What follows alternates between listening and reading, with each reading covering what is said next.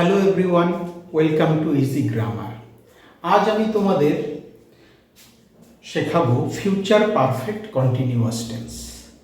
Future perfect continuous টেন্সের ব্যবহার ইংরেজিতে খুব কম। তোমরা দৈনন্দিন জীবনে যখন তোমরা কর্মক্ষেত্রে প্রবেশ করবে, তখন তোমরা যখন কিছু লিখবে বা কিছু বর্ণনা করবে ইংরেজিতে, তখন বুঝতে পারবে যে বাক্যে বা কথ্য ভাষায় ফিউচার পারফেক্ট কন্টিনিউয়াস টেন্সের ব্যবহার খুব একটা হয় না। তো যাই হোক, কখন আমরা ফিউচার পারফেক্ট কন্টিনিউয়াস টেন্স ব্যবহার করব? ভবিষ্যতে কোনো নির্দিষ্ট সময়ের মধ্যে কোনো কাজ চলতে থাকবে এমন যদি বোঝাই, তাহলে ফিউচার পারফেক্ট কন্টিনিউয়াস টেন্স ব্যবহার করতে হবে। অথবা ভবিষ্যতে দুটো কাজ হবে, যে কাজটা আগে চলতে থাকবে তার জন্য ব্যবহার করতে হবে ফিউচার পারফেক্ট কন্টিনিউয়াস টেন্স। ভীষণ বিরল এর ব্যবহার, তবু আমি তোমাদের এখানে কয়েকটা উদাহরণ দিচ্ছি এবং এই বাক্যের যে ফিউচার পারফেক্ট কন্টিনিউয়াস টেন্স দিয়ে যখন বাক্য গঠন করতে হবে, সেই বাক্যের সেন্টেন্স কনস্ট্রাকশনের যে নিয়ম বা বাক্য গঠনের যে নিয়ম, সেটাও এখানে আমি দেখাচ্ছি। তো দেখো, এখানে প্রথমে আসবে সাবজেক্ট। সাবজেক্টের পরে হেল্পিং ভার্ব হিসাবে আসবে শ্যাল হ্যাভ বিন অথবা উইল হ্যাভ বিন। এই শ্যাল হ্যাভ বিন এবং উইল হ্যাভ বিন আমরা ব্যবহার করব এখানে বাক্যের যখন বাক্যের কর্তা যে পুরুষ বা নাম্বার, যেটা first person, second person, third person, plural বা সিঙ্গুলার, যাই হোক, সেই অনুযায়ী আমরা এই হেল্পিং ভার্বগুলো বসাবো। তো দেখো, প্রথমে আসছে সাবজেক্ট, তারপরে হেল্পিং ভার্ব হিসেবে আসছে শ্যাল হ্যাভ বিন বা উইল হ্যাভ বিন, এবং যে মূল ভার্বটা থাকছে, মূল ভার্ব, সেই মূল ভার্বের সাথে যুক্ত হয়ে যাচ্ছে আইএনজি, কারণ এটা কন্টিনিউয়াস টেন্স, সেক্ষেত্রে যুক্ত হচ্ছে আইএনজি। আমি এখানে কয়েকটা উদাহরণ দিলাম। দেখো, 2022-এ সুবল 10 বছর ধরে কোম্পানিতে কাজ করতে থাকবে। 2022-এ সুবল কোম্পানিতে 10 বছর ধরে কাজ করতে থাকবে। ঠিক আছে। তরুণের পৌঁছতে পৌঁছতে মাধব 3 ঘন্টা ধরে স্টেশনে অপেক্ষা করতে থাকবে। তরুণ ট্রেনে আছে, ট্রেনে করে আসবে, তরুণ যতক্ষণে পৌঁছাবে ততক্ষণ মাধব 3 ঘন্টা ধরে স্টেশনে অপেক্ষা করতে থাকবে। তৃতীয় বাক্যটা দেখো, শিক্ষক আসার আগে আমি হোমওয়ার্ক করতে থাকবো। মানে এখানে দুটো কাজ হবে, এক হচ্ছে শিক্ষকের আসা এবং আমার হোমওয়ার্ক করা। ভবিষ্যতে দুটো কাজ, যে কাজটা আগে হতে থাকবে তার জন্য আমরা ব্যবহার করব ফিউচার পারফেক্ট কন্টিনিউয়াস টেন্স। তো চলো আমরা এই সেন্টেন্স কনস্ট্রাকশনের নিয়ম মেনে এই বাক্যগুলোকে, বাংলা বাক্যগুলোকে ইংরেজিতে অনুবাদ করে ফেলি। ঠিক আছে। 2022-এ in 2022, 2022-এ, আবার এই 2022টা আমরা পরেও দিতে পারি সেন্টেন্সে, সেটাই পুরো সেন্টেন্সটা লিখে নিই, তারপরে বোঝাবো তোমাকে। হ্যাঁ, in 2022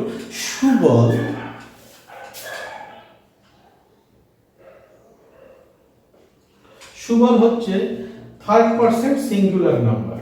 তো থার্ড পারসন সিঙ্গুলার নাম্বার থাকলে আমাদের হেল্পিং ভার্বটা হবে will have bin. Subal will have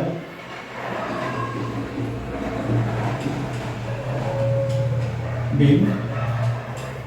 কাজ করা ইংরেজি ওয়ার্ক, কাজ করতে থাকবে, ওয়ার্ক। মেইন ভার্বটা হচ্ছে work. Subal will have bin work, মূল ভার্ব হচ্ছে ওয়ার্ক। আর আমাদের এখানে যেহেতু এটা কন্টিনিউয়াস টেন্স, তাই সেন্টেন্সের কনস্ট্রাকশন অনুযায়ী আমাদের মেইন ভার্বের সাথে যোগ করতে হবে ING. Subal will have been working.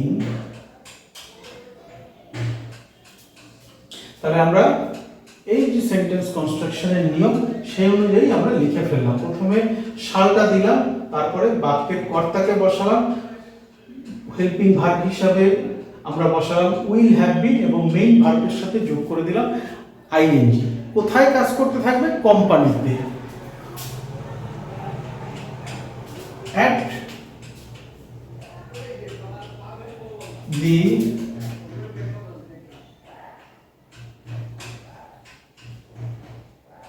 Company. কোম্পানিতে কাজ করতে থাকবে, কতদিন ধরে কাজ করতে থাকবে? 10 বছর ধরে কাজ করতে থাকবে। ফর 10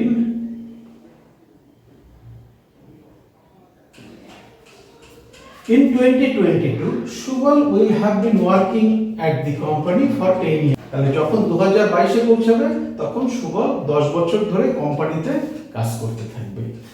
আমাদের দৈনন্দিন জীবনে এবং আমাদের কথ্য ভাষায় এই ফিউচার পারফেক্ট কন্টিনিউয়াস টেন্সের ব্যবহার খুব কম। আমরা সচরাচর এরকম ভাবে সেন্টেন্স লিখি না, তবুও আমি দেখাচ্ছি, একদমই সহজ। তোমাদের যদি দরকার হয়, তোমরা যদি সেই রকম ভাবে কিছু বোঝাতে চাও, অবশ্যই ফিউচার পারফেক্ট কন্টিনিউয়াস টেন্সটা ব্যবহার করবে। এরপরের বাক্যটা দেখো, তরুণের পৌঁছাতে পৌঁছাতে মাধব 3 ঘন্টা ধরে স্টেশনে অপেক্ষা করতে থাকবে। তাহলে এখানে দুটো কাজ হবে, এক হচ্ছে তরুণের পৌঁছানো এবং দ্বিতীয়টা হচ্ছে মাধবের স্টেশনে অপেক্ষা করা। এই দুটো কাজের মধ্যে মাধবের স্টেশনে অপেক্ষা করাটা হচ্ছে আগের থেকে, কারণ মাধব অলরেডি স্টেশনে অপেক্ষা করতে থাকবে, তারপরে তরুণ এসে পৌঁছাবে। তো তরুণের এসে পৌঁছতে পৌঁছতে মাধব স্টেশনে 3 ঘন্টা ধরে অপেক্ষা করতে থাকবে। তাহলে Madhav third person singular number, তার জন্য আমরা হেল্পিং ভার্ব হিসাবে নিয়ে আসবো উইল হ্যাভ বিন। মাধব, দেখো মাধব উইল হ্যাভ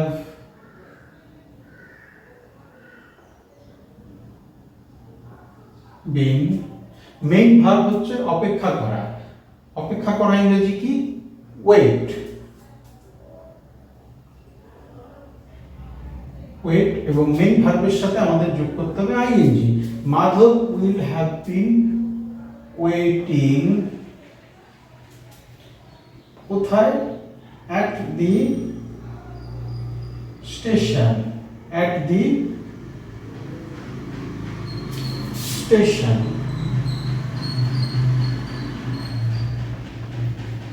কতক্ষণ ধরে অপেক্ষা করতে থাকবে? 3 ঘন্টা। For 3 hours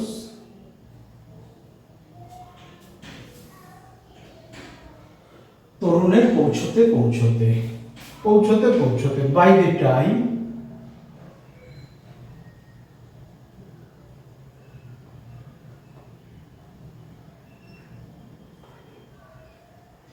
Tarun arrives।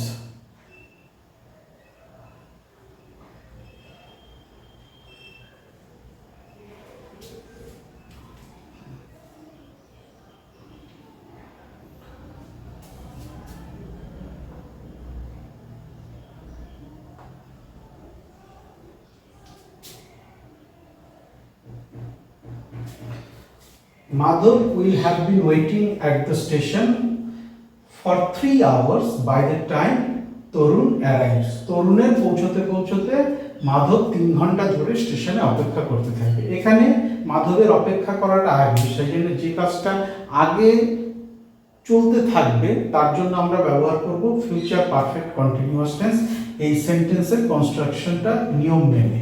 আর দ্বিতীয় যে কাজটা পরে হবে তার জন্য আমরা ব্যবহার করব সিম্পল প্রেজেন্ট টেন্স। পরের কাজটার জন্য আমরা ব্যবহার করব simple present tense. By the time Tarun arrives. Tarun third person singular number, এবং থার্ড পারসন সিঙ্গুলার নাম্বার থাকলে প্রেজেন্ট টেন্সের যে মূল ভার্ব তার সাথে এস বাই এস যোগ হয়, তাই আমরা এখানে অ্যারাইভ লিখলাম না, অ্যারাইভস। দেখো একটু বেঁকে গেছে লেখার জায়গাটা কম, তাই পুরোটা সোজা করে লিখতে পারিনি। এখানে দেখো একটু বেঁকে গেছে, জায়গা কম, সোজা করে লিখতে পারি, কিন্তু আমার মনে হচ্ছে তোমরা ক্যামেরায় দেখতে পাচ্ছ পরিষ্কার। আচ্ছা, শিক্ষক আসার আগেই আমি হোমওয়ার্ক করতে থাকবো। দুটো কাজ হবে ভবিষ্যতে, একটা আগে চলতে থাকবে এবং পরে আরেকটা হবে। যেটা আগে চলতে থাকবে তার জন্য ব্যবহার হবে ফিউচার পারফেক্ট কন্টিনিউয়াস টেন্স, যেটা পরে হবে তার জন্য ব্যবহার হবে সিম্পল প্রেজেন্ট টেন্স। তো দেখো,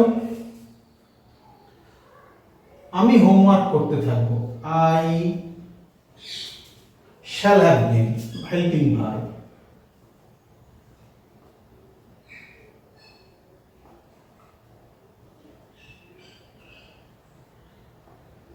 ডুইং, ডুটা হচ্ছে করা, হোমওয়ার্ক করা, করা ইংরেজি ডু, এবং ডু এর সাথে আইএনজি যোগ হবে। Doing the homework,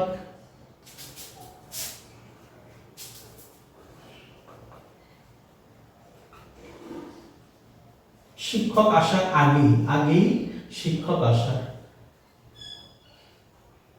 before my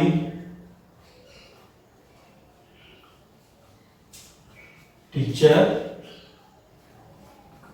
main verb যে কাজটা পরে হচ্ছে, যে মেইন ভার্বটা থাকবে সিম্পল প্রেজেন্ট টেন্সে, এবং সিম্পল প্রেজেন্ট টেন্সের কর্তা থার্ড পারসন সিঙ্গুলার নাম্বার হয়, মূল ভার্বটার সাথে যুক্ত হয়ে যাচ্ছে এস বাই এস। তাহলে I shall have been doing the homework before my teacher comes. তোমাদের আমি আগেও বলেছি যে আমাদের কথ্য ভাষায় এবং দৈনন্দিন জীবনে এই ফিউচার পারফেক্ট কন্টিনিউয়াস টেন্সের ব্যবহার খুব কম, একেবারেই রেয়ার। তবুও আমাদের শিখে রাখতে হবে, নয়তো টেন্স শেখাটা আমাদের সম্পূর্ণ হবে না। আমি already present tense, past tense তোমাদের কাছে ব্যাখ্যা করেছি, এবং এখানে আমি ফিউচার টেন্সের একদম শেষ পর্যায়টা ব্যাখ্যা করলাম। অলরেডি আমি ফিউচার টেন্সের ফিউচার ইনডিফিনিট বা simple future tense, future continuous, future perfect ব্যাখ্যা করেছি, ভীষণ সহজ, ভীষণ ইন্টারেস্টিং। আর এইবার আমি ফিউচার টেন্সের শেষ পর্যায়ে ফিউচার পারফেক্ট কন্টিনিউয়াস টেন্স এখানে ব্যাখ্যা করলাম। তো তোমাদের যদি কোনো প্রশ্ন থাকে, তোমাদের যদি কোনো কিছু বুঝতে অসুবিধা হয়, কমেন্ট সেকশনে আমাকে জানাতে পারো। ডেসক্রিপশন বক্সে আমার ইমেল অ্যাড্রেস এবং ফেসবুক আইডি দেওয়া আছে, সেখানেও তোমরা আমার সাথে যোগাযোগ করতে পারো। তাহলে আজকের ক্লাসটা এখানেই শেষ হলো। আমি এরপরে আরেকটা নতুন বিষয় নিয়ে তোমাদের কাছে আসবো। মনে রাখবে, ইংরেজি গ্রামার না জানলে কখনো ইংরেজি শেখা যায় না। তোমরা যত ভালোভাবে গ্রামার শিখতে পারবে, তোমরা তত পরিষ্কার এবং পরিশুদ্ধভাবে ইংরেজি লিখতে এবং বলতে পারবে।